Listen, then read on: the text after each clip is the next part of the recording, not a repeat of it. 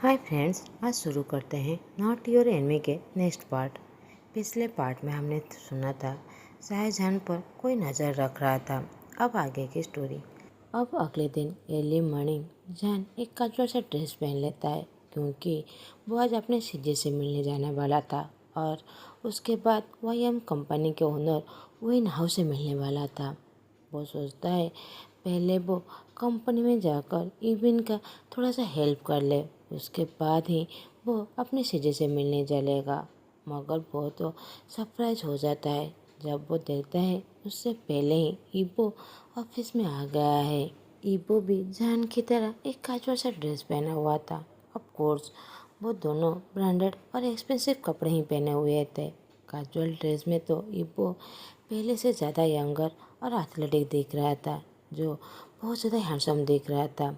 जान जैसे ही इबो को देखता है देखते ही रह जाता है। इबो एक छोटी सी स्माइल देकर रिमाइंड करते हुए कहता है, हम लोग ठीक 9 बजे और मेरे कार में ही जाने वाले हैं। जान बस नोट करते हुए अपने डेस्क में चला जाता है। काम करते हुए वक्त कैसे चला गया जान को पता भी नहीं चलता। जब इबो जान के टेबल पर टैप करता है तब जान को समझ में आता है। इबो कहता है, अब हमें जाना चाहिए। जान नोट करके सारे पेपर को अपने बैग में रख लेता है। उसी समय इबिन उन दोनों के पास आ जाता है। वो तो एक चिक्की से स्माइल देता है जब उसे पता चलता है कि जान के साथ इबो भी जाने वाला है। जान तो उसे मारने की कोशिश करता है मगर इबिन उसे टच कर लेता है। जान अपने माइंड में ही उसे सैफली ग्लेयर देने लगता है। अब जान और इबो उसके सीजे के ऑफिस में आ जाते हैं। इबो कार पार्क करके दोनों ही एक ही साथ लिफ्ट में घुसने जानते हैं तो दोनों की बॉडी एक साथ टच हो जाता है। जान तो अपोलॉजी करना चाहता था, वो तो इस पर भूल ही गया था कि इबो उसका बॉस है, तो वो उसे ग्लेयर देने लगता है। तो इसी तरह इबो को भी थोड़ा सा एम्बैरेस फील हो जाता है। वो क्विकली हाफ स्टेप पीछे जाकर जान को गेस्चर करता है कि वो आगे जाए। उसी समय जान को याद भी आ जाता है कि वो उसका बॉस है और जान उसका पीए है। इसीलिए जान कहता है, इबो तुम पहले। इबो कहता है, जान तुम पहले जाओ। जान कहता है, इबो तुम मेरे बॉस हो, पहले तुम जाओ। इबो कहता है, जान इट्स ओके, हम लोग तुम्हारे सीजे से मिलने वाले हैं, पहले तुम जाओ। सडनली पीछे से एक चिल्लाने की आवाज़ आता है जो कहता है, तुम दोनों साइड हो जाओ, अगर तुम लोगों को अंदर नहीं जाना है मुझे जाना है। अब इबो जान दोनों पीछे मुड़ के देखने लगते हैं। जो एल्डरली मैन था जो अपने दोनों हाथों को फोल्ड करके अपने चेस्ट पर रखकर उन दोनों को देख रहा था। वो इंसान कहता है, हैंडसम और ब्यूटीफुल, तुम दोनों में पहले कौन जाने वाला है? जान तो चिल्लाते हुए कहता है, मैं ही हैंडसम हूँ, मैं पहले जाने वाला हूँ। इबो कहता है, मैं ही हैंडसम हूँ और तुम ब्यूटीफुल, मगर तुम पहले जा सकते हो। जान कहता है, नहीं मैं ही हैंडसम हूँ। इबो कहता है, नहीं मैं ही डेफिनेटली हैंडसम हूँ और तुम डेफिनेटली ब्यूटीफुल हो। दोनों फिर से आर्गूमेंट करने लगते हैं तो पीछे से वो ओल्ड मैन फिर से चिल्लाते हुए कहता है, तुम दोनों हैंडसम हो, और जान की तरफ पॉइंट करते हुए कहता है, ये स्लाइटली ब्यूटीफुल है। जान तो मुस्कुराते हुए कहता है, इबो तुम हार गए, मेरे पास 2 स्कोर है, हैंडसम और ब्यूटीफुल। तुम्हारे पास तो बस एक ही स्कोर है, वो भी हैंडसम। जान को पता नहीं था उसे क्या हो गया है। उससे तो इबो के साथ आर्गूमेंट और फाइटिंग करके उसे बहुत मज़ा आ रहा था। वो अंदर से खुश हो रहा था। इबो स्मिक करते हुए कहता है, मैं भी तुम्हें ब्यूटीफुल का स्कोर देता हूँ। सडनली जान प्लस करने लगता है। इबो बहुत ज़्यादा नटी हो रहा था जो जान को कह रहा था कि वो एक लड़की है। जान कहता है, नहीं मैं ये कह रहा था कि वो अपनी बातों को कंप्लीट करे। वो इंसान फिर से कहता है, तुम दोनों चुप रहो, तुम दोनों मेरे हाथों ही मरने वाले हो। क्या तुम दोनों थोड़ी देर के लिए इस ओल्ड मैन को शांति नहीं दे सकते? तुम दोनों फिर से फाइटिंग करने लगे। अब इबो और जान दोनों एक दूसरे की तरफ देखने लगते हैं, जो अपनी ही दुनिया में खो गए थे। उस आर्गुमेंट में कोई भी नफरत नहीं था, कोई गुस्सा नहीं था। जान और ईबो दोनों ब्लश कर रहे थे। उसी समय ओल्ड मैन कहता है, तुम दोनों कौन सी फ्लोर पर जाने वाले हो? अब जान ईबो एक दूसरे की तरफ देखकर बड़े जोर से हंसने लगते हैं। उस आर्गुमेंट तो वो दोनों भूल ही गए थे।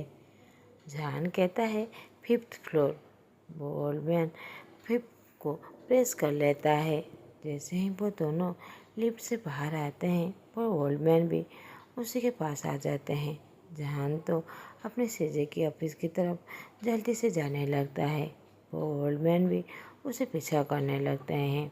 वो ओल्ड मैन जैसे ही उसके सीजे को देखते हैं, शौक होते हुए कहते हैं, क्वालो, ये मत कहना, ये दोनों जेंट बेबीज तुम्हें बिलोंग करते हैं।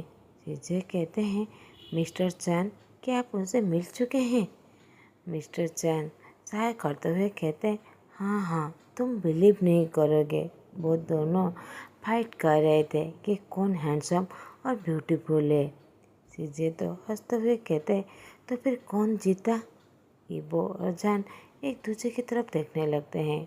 उनकी फेस तो टमाटो की तरह पूरी तरह रेड हो गया था। वो ओल्ड मैन हंसते हुए कहते हैं, कुआन, क्या ये शाहजहान? कुआन लोग उसके बातों को काटते हुए कहते हैं, हाँ, ये शाहजहान है, मेरा छोटा भाई। और जान की तरफ देखते हुए कहते हैं, जान, ये मिस्टर चैन है, जो सिग्नेचर स्पेशलिस्ट है। मैंने तुम्हें कहा था ना। मिस्टर चान कहते हैं, मैं तुम दोनों की कैसे हेल्प कर सकता हूँ? जान उसे एक रिसिप्ट दिखाते हुए कहता है कि सिग्नेचर को एग्जामिन करने के लिए। मिस्टर चान उसे ब्लैंक पेपर देते हुए कहते हैं, 10 टाइम्स सिग्नेचर करने के लिए। अब जान वहाँ पर सिग्नेचर कर लेता है। मिस्टर चान उसे चेक करने लगते हैं। कुछ देर बाद कहते हैं, ये सिग्नेचर तुम्हारा नहीं है जो रिसिप्ट पर लिखा हुआ है, इसे किसी और ने सिग्नेचर किया है पैसा चुराने के लिए। जान के आंखों में आंसू आ जाता है। इसका मतलब मैंने कोई पैसा नहीं चुराया है। सीजे जान को गले लगाते हुए कहता है, मुझे पता है तुमने ऐसा कुछ भी नहीं किया है। ईबो भी स्लोली कहता है, मुझे पहले दिन से ही पता था, इसीलिए तो मैं तुम्हारा नाम क्लियर करने में तुम्हारी हेल्प कर रहा था। मैं तुम्हें कह रहा हूँ, मैं तुम्हारी कोई एनिमी नहीं हूँ, मैं तुम पर भरोसा करता हूँ।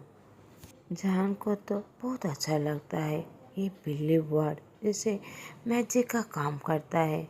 उस पर जो बर्डन और स्ट्रेस फील कर रहा था, उसे थोड़ा सा रिलीफ फील होता है। जान कहता है, थैंक यू। ईबो जान को प्यार करने लगता है। जान तो अपने आप को पूरी तरह भूल ही गया था। उसे लगता है जैसे उसके डैड उसके पास है, उसे समझते हैं। उसे ऐसा लगता है जब वो पैट उसके डांट कर रहे हैं। मगर इन दोनों का फीलिंग पूरी तरह डिफरेंट था। इस फीलिंग में तो उसका हार्ट बीट बहुत ज़्यादा तेज हो जाता है। ऐसा लगता है जैसे उसका हार्ट उसकी बॉडी से अभी ही सेपरेट हो जाएगा। सीजे जहन को बुलाते हुए कहते हैं, अजहन, अब तुम्हारे पास बहुत सारा काम है, मगर ये बहुत अच्छी बात है कि तुम्हारा बॉस तुम्हें समझता है और तुम्हें सपोर्ट करता है। जहान की आंखें तो पूरी तरह ब्राइट हो जाता है और वो ईबो की तरफ देखते हुए कहता है, अब मुझे जाना पड़ेगा, मुझे ओनहाव को ढूंढना है, तुम अपने ऑफिस चले जाओ। ईबो अनोइंग फेस बनाकर उसके शोल्डर को पकड़ते हुए कहता है, मैंने कहा था ना, मैं तुम्हारे साथ जाने वाला हूँ, तुम फिर मुझ पर डाउट क्यों करते हो? जान कहता है, मैंने सोचा। वो आगे कुछ कहे, ईबो कोडली कहता है, ज़्यादा सोचो मत, बस फील करो। जान, मैं सिंसियर हूँ। फील? मैं क्या फील करूँ? जान को तो ईबो की हर बातें क्रेजी कर रहा है। फिर जान अपने आप में कहता है, शायद ये ईबो के लिए नॉर्मल ही होगा कि वो जान के साथ ऐसे अच्छे से बर्ताव करता है, क्योंकि उसका कोई छोटा भाई नहीं है और फिर जान तो उसे 2 साल छोटा है, इसलिए वो उसे भाई जैसा ही प्यार करता है। मगर जान को तो ये बात पता है कि आचिंग जो उसे भाई जैसा प्यार करता है, क्योंकि वो दोनों कजिन है। मगर आजकल जब उसे गले लगाता है उसे वो फील नहीं होता जो ईबो उसे गले लगाने पर होता है।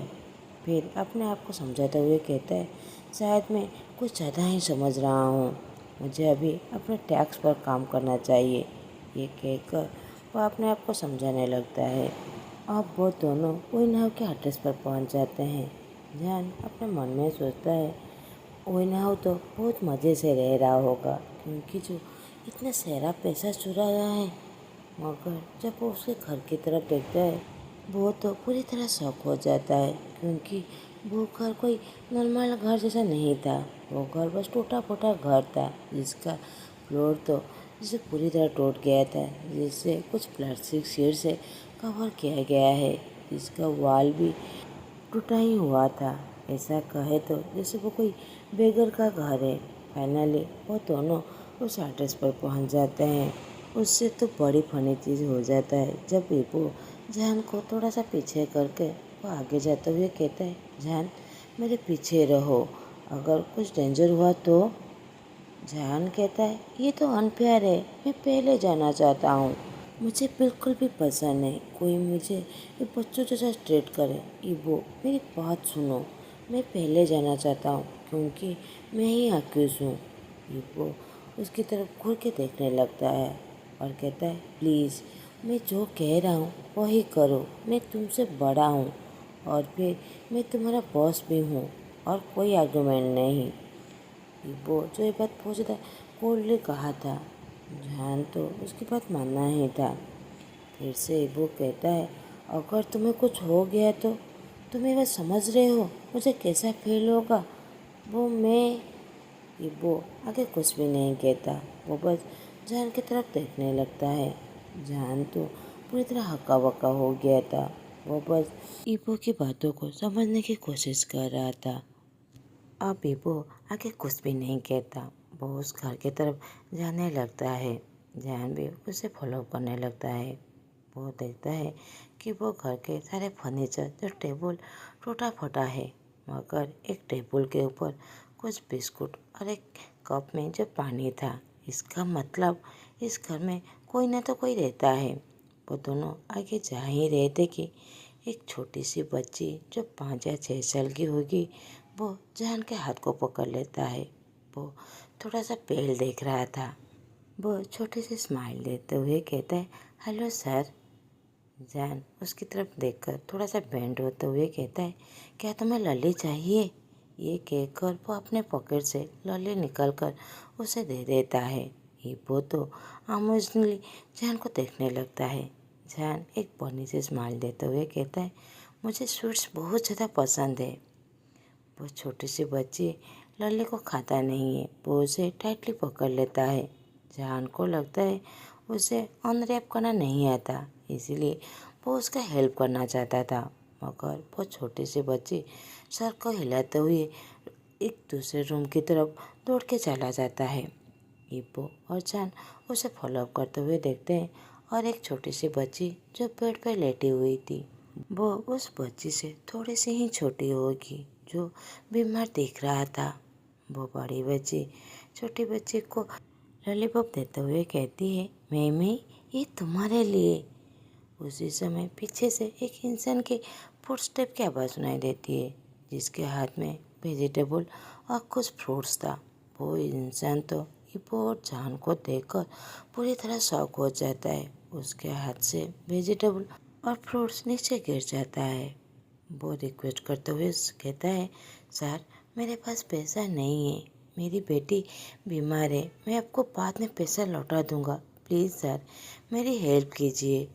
ईबो और जान दोनों तो पूरी तरह शॉक हो जाता है और वो दोनों एक दूसरे की तरफ देखने लगता है। ईबो कहता है, क्या तुम ओइनाव हो। वो इंसान कहता है, हाँ क्यों। ईबो कहता है, मेरा नाम वांगीबो है और ये शाहजहान है। हम लोग आपसे कोई पैसा लेने के लिए नहीं आए हैं, बस आपसे कुछ बातें करना चाहते हैं। ओइनाव थोड़ा सा रिलीफ फील करता है और उन लोगों को बैठने के लिए कहता है। जहान कहता है, मिस्टर ओइनाव आप क्या OM कंपनी को 1 महीने पहले कुछ रिसीप्ट दिया था। ओइनाव कहता है, मैं श्योर नहीं हूँ, मगर कुछ दिन पहले एक इंसान आया था कुछ डॉक्यूमेंट पर सिग्नेचर करने के लिए, जिसके वजह से वो मुझे कुछ पैसा दिया था। जहान कहता है, कौन था वो इंसान जो आपको सिग्नेचर करने के लिए कहा था? वैनाव कहता है, मुझे लगता है उसका नाम हापेंग है। उसने मुझे 3000 रुपीज़ दिया था। तो जहान हापेंग का पिक्चर उसे दिखाने लगता है। वैनाव कहता है, हाँ यही है। इबो उस छोटी सी बच्ची के पास जाकर कहता है, ये बीमार है, तुम उसे हॉस्पिटल क्यों नहीं लेके जा रहे हो? वैनाव तो रोने लगता है। वो बड़ी सी बच्ची अपने पापा को गले लगा लेता है और कहता है, पापा प्लीज़ रो मत।